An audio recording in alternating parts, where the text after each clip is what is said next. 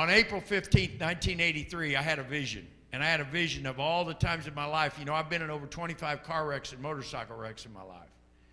I've had 2 heart attacks from doing cocaine. I've been in riots in prisons. I've been in all kinds of situations that I shouldn't have lived through, just like every one of you guys in this room. Maybe not every one of you, but a lot of you in this room have been in situations you should not be here, right?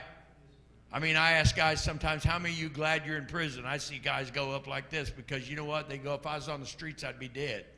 They realize that, and they're just telling the truth.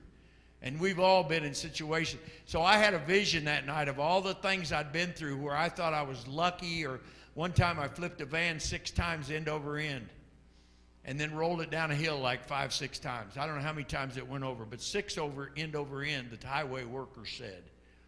Every piece of metal was crushed and twisted. All the glass was gone. Every piece of glass, all the windows, headlights, taillights were all broke out. 3 of the wheels were ripped off.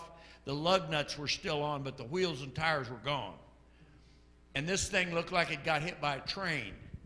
And I took my 75-year-old mother. My mother died when she was 93, but I took her to see this van when she was 75. And I took her down there, and she looked at it and started crying. And she said, Bill, don't you see God has his hand on you, son? And I said, Mom, God had nothing to do with that. I'm a good driver. I mean, that's what I told my mother.